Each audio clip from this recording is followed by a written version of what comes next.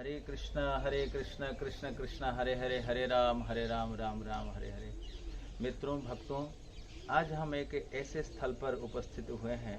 ये अति पावन स्थल, ये उदयपुर का एक पवित्र स्थान है, जहाँ उदयपुर के जितने राजा हुए हैं, राजस्थान के बड़े बड़े राजा हुए हैं, उनकी समाधियाँ यहाँ हैं। और विशेष रूप से राजा उदय सिंह का पुत्र अमर सिंह की बड़ी विशालकाय समाधि इधर है, और पूरे राजवंश राज परंपरा के समाधि इधर है। हमारा इस्कन मंदिर भी यहीं है। हम लोग इधर आए हैं भ्रमण करने हेतु, और बहुत सुंदर वातावरण। इस वातावरण में हम आपको एक पहेली सुनाना चाहते हैं। और ये विशेष बात है कि कोई भी भक्त, कोई भी व्यक्ति गृहस्थ बनना चाहता है, गृहस्थ बनने के पूर्व हर व्यक्ति को इसी पहेली पर विचार करना आवश्यक है। इस पहेली पर विचार किए बिना यदि वो गृहस्थ बनता है तो उससे अधिक बुद्धिमान नहीं समझा जाएगा। श्रीमद् भागवत के षष्ठ स्कंद के पंचम अध्याय में देवर्षि नारद जी के द्वारा ये पहेली कही गई है। कथा इस प्रकार की है। दक्ष प्रजापति श्री नारायण के पुत्र ब्रह्मा जी के पुत्र दक्ष की पत्नी का नाम था प्रसूति से प्रजापति दक्ष ने 10,000 पुत्रों को उत्पन्न किया। ध्यान देना, 1 नहीं, 2 नहीं, 3 नहीं, 4 नहीं, 100 नहीं, 1000 नहीं, एक साथ 10,000 पुत्रों को उत्पन्न किया। इसलिए उनका नाम दक्ष है। बिल्कुल उचित है। दक्ष माने जो एक्सपर्ट। प्रभुपाद जी कहते हैं जो संतान उत्पादन करने में एक्सपर्ट हैं, उसी का नाम है दक्ष। जो भी हो, प्रजापति दक्ष के 10,000 पुत्र हुए, जिनका नाम था हर्याश्व। पिताजी की आज्ञा रही कि बच्चों जाओ प्रजा उत्पन्न करो। जो आज्ञा कह करके पुत्र चले गए। पर एक विशेष बात है, विवाह करने के पूर्व उन सब ने सोचा कि पहले तपस्या कर लेते हैं, शक्ति संचय कर लेते हैं, पश्चात विवाह करेंगे तो हमारी सृष्टि अच्छी होगी। इस भाव को लेकर के दक्ष के जो 10,000 पुत्र वो पश्चिम दिशा की ओर चल पड़ते हैं। आप जानते हैं भारत में अनेक पवित्र नदियां बहती हैं, और पश्चिम दिशा में एक ऐसी पवित्र नदी है जिसका नाम है सिंधु जहां सागर में मिलती हैं, उस स्थान का नाम है नारायण सरोवर। उस स्थान पर, अर्थात जहां नदी, सिंधु नदी और सागर का मिलन है, उसी स्थान पर एक सुंदर सरोवर है, जिस सरोवर का नाम है नारायण सरोवर। और वहां अनेक मुनि और सिद्ध संत निवास करते हैं। अति पवित्र स्थल माना जाता है। ये पुत्र वहां गए तपस्या करने के लिए। सिंधु नदी में स्नान करने मात्र से उनका मन और उनका चित्त प्रसन्न हो गया। भगवत भक्ति उनके हृदय में जागृत होने लगी। इसी स्थिति को नारद जी ने देखा। नारद जी ने सोचा कि कितने सुंदर बच्चे हैं, कितने सुंदर ये पुत्र हैं दक्ष के, और इनका चित्त भागवत धर्म में लगा हुआ है। यदि इनको भक्ति में प्रवेश कराया जाता है, कर दिया जाता है, तो बहुत अच्छा होगा।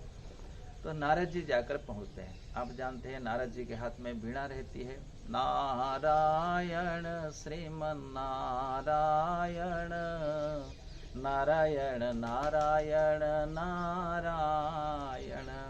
10,000 पुत्रों ने देवर्षि नारद को प्रणाम किया। देवर्षि नारद हमारा प्रणाम स्वीकार करे। देवर्षि नारद जी ने उन्हें आशीर्वाद दिया। कृष्ण मतिरस्तु, आपकी भक्ति जागृत हो जाए। कहिए देवर्षि, आपकी क्या आज्ञा है हमारे लिए। देवर्षि नारद ने काल विलंब किए वगैरह कहा, देखो बच्चों, तुम्हारे पिता ने तुम्हें आदेश दिया है, हमें कोई आपत्ति नहीं, पर मेरे कुछ प्रश्न हैं, उसके जवाब दिए बगैर जब तुम सृष्टि करने जाते हो तो ये तुम्हारी बुद्धिमत्ता नहीं होगी, ये तुम्हारी निरी मूर्खता होगी। थोड़ी देर के लिए गंभीर हो गए। क्या प्रश्न है देवर्षि जी? हम निश्चित रूप से उन प्रश्नों पर विचार करेंगे। तो देवर्षि नारद जी उन्हें 10 प्रश्न करते हैं, जो 10 पहेली के नाम से प्रसिद्ध है। तो आज हम आपको 10 पहेलियों को सुनाते हैं। आप भी विचार करिए।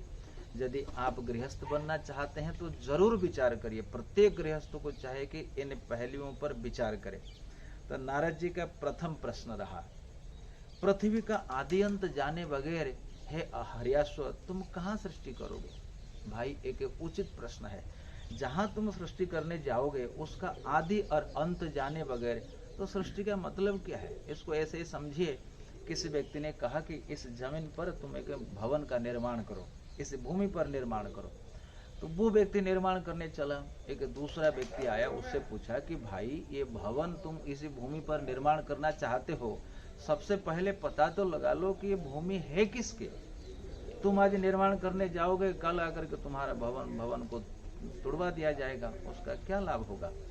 इसलिए प्रथम प्रश्न है, नारद जी ने पूछा पृथ्वी का आदि अंत जहां तुम सृष्टि करोगे वो कब तक टिकेगा, उसका स्वरूप क्या है, उसको जाने बगैर तुम कैसे सृष्टि करोगे? तो प्रथम प्रश्न है, पृथ्वी का आदि अंत जानना बहुत जरूरी है। जिस भूमि पर तुम सृष्टि करोगे वो भूमि किसकी है, कब तक रहेगी, इसके बारे में जानना बहुत आवश्यक है। दूसरा, एक देश है जहां एक पुरुष मात्र रहता है और कोई नहीं रहता, वन स्टेट वन पर्सन। तीसरा, एक बिल है जिससे बाहर निकलना बिल्कुल मुश्किल है, नामुमकिन है।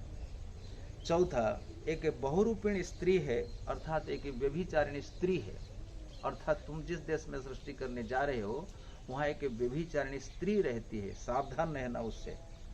और पांचवा प्रश्न, एक ऐसा पुरुष है जो उस व्यभिचारिणी स्त्री का पति है, अर्थात ये भी व्यभिचार करने वाला, वो भी व्यभिचारिणी स्त्री है। जरा विचार करो, तुम्हारी सृष्टि होगी और ये दोनों स्त्री पुरुष तुम्हारी सृष्टि को बिल्कुल बिगाड़ देंगे, तो इससे तुम्हारा क्या लाभ होगा?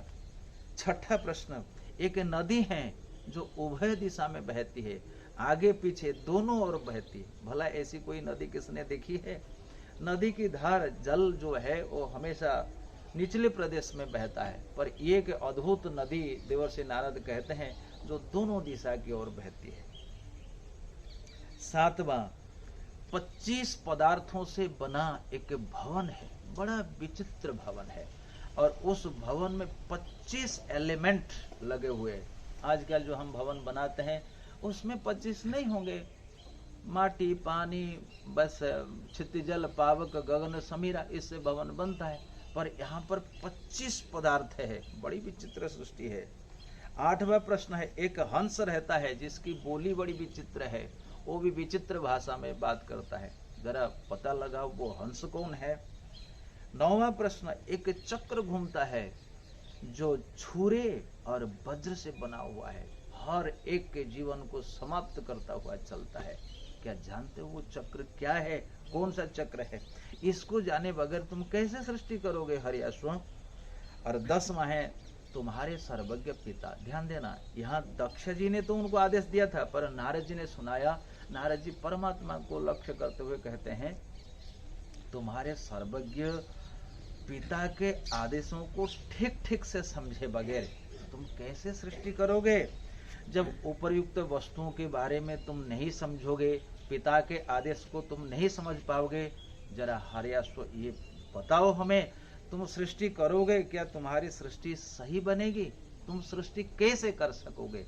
इसलिए मेरे बच्चों, हमारा आशीर्वाद है, इन पहलुओं पर पहले विचार करो, फिर सृष्टि करने के लिए आगे बढ़ो। तो मित्रों, भक्तों, ये पहली हम आपके लिए रखते हैं। ये 10 प्रश्नों पर आप विचार करिए। गृहस्थ बनने से पहले जरूर विचार कर लीजिए। नारद जी की पहली केवल हर्याशुओं के लिए नहीं थी, ये हम सब के लिए है। तो आप सुनिए, आप दूसरों को सुनाइए। यदि हमारे इस चैनल को आपने सब्सक्राइब नहीं किया है तो कृपया कर दीजिए। हरे कृष्णा, बहुत बहुत धन्यवाद।